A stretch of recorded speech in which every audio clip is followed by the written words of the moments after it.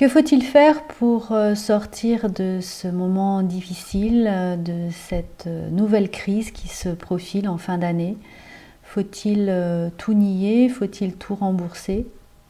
Quelle est la place de la sophrologie, de l'hypnose ou des psychothérapies énergétiques dans ces moments difficiles? Faut-il travailler sur soi? Bonjour à tous, je suis Véronique Chaput, sophrologue, praticienne en hypnose et psychothérapie énergétique. Et je vous dirai que faut-il faire pour retrouver votre équilibre? Et si ce moment de crise était un moment où vous pouviez vous servir de tous ces déséquilibres constants pour retrouver votre point d'équilibre, pour atteindre votre point d'équilibre. Un peu comme pour ceux qui sont en train de marcher sur un fil, c'est pas dans l'inertie qu'ils vont trouver leur équilibre, leur point de stabilité, mais c'est au contraire dans la succession de plein de déséquilibres qui vont pouvoir commencer à avancer, qui vont pouvoir commencer à expérimenter cette pseudo-stabilité. La place de la sophrologie ou de l'hypnose ou des psychothérapies énergétiques, je dirais que justement c'est profiter de ces déséquilibres pour aller voir en nous qu'est-ce qui a besoin d'être réparé, qu'est-ce qui a besoin d'être restimulé, de pouvoir être changé. Je dirais que cet équilibre, vous avez des questions que vous pouvez vous poser. Qu'est-ce qui vous fait du bien dans votre vie? En dehors du travail, en dehors, qu'est-ce qui vous nourrit vraiment? Quelle est votre passion? En même temps, qu'est-ce qui vous épuise? Qu'est-ce qui fait que vous n'avez plus envie? Qu'est-ce qui vous démotive? Qu'est-ce qui vous puise toute votre énergie? Et par rapport à ces deux choses, pouvoir observer qu'est-ce que vous alimentez par vos pensées, par vos émotions, par le chemin que vous choisissez de parcourir, par toutes vos conversations. Parce que, par exemple, si on est contre le gouvernement, contre la crise, contre quelque chose, on va aller à l'encontre de son besoin de sécurité, de son besoin de tranquillité, de paix intérieure.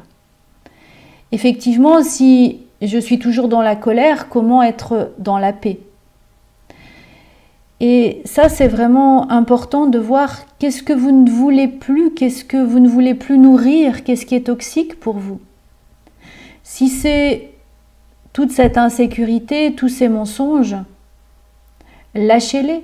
Arrêtez de regarder la télé, évitez d'allumer la radio sans arrêt et allez alimenter ce qui vous fait plaisir. C'est-à-dire peut-être un bon livre, peut-être des promenades dans la forêt. Et de bien voir le lien qui s'établit entre vos pensées, ce que vous êtes tout le temps en train de ressasser, de ruminer, et votre état intérieur. Parce que le plus souvent, c'est nos pensées, nos discours, nos émotions qui font qu'à l'intérieur de nous, ça s'épuise et qu'à l'intérieur de nous, ça se déstabilise. Comment être en paix et en sérénité, en plénitude, si toute la journée, je suis contre? Si toute la journée, je suis à fond dans le dénigrement, dans la colère, effectivement, à quel moment vous pensez, et on pense tous, à limiter la peur, à limiter la colère. Juste recevoir, c'est pas nier ses émotions, mais c'est juste les recevoir pour pouvoir capter un message. Tiens, je me sens en insécurité parce que j'ai peur d'être malade. Et justement, la sophrologie, l'hypnose ou les psychothérapies énergétiques, notamment l'EFT que je pratique ou les questions d'access, consciousness, c'est vraiment aller au bout et désactiver cette rumination qui peut se mettre en place. Sortir de la crise, c'est aussi travailler sur soi. C'est aussi s'aligner à l'intérieur de soi, à la paix, à la sérénité. Et si c'est ce monde-là que vous voulez pour demain, un monde serein où tout le monde se respecte, alors dans votre jardin intérieur, tous les jours, enlevez les mauvaises herbes. Soyez dans l'instant présent. Soyez dans la joie. Et c'est votre système immunitaire qui vous dira merci. En tout cas, je vous souhaite des jolies pensées. Je vous souhaite un intérieur serein et agréable à vous. Belle journée!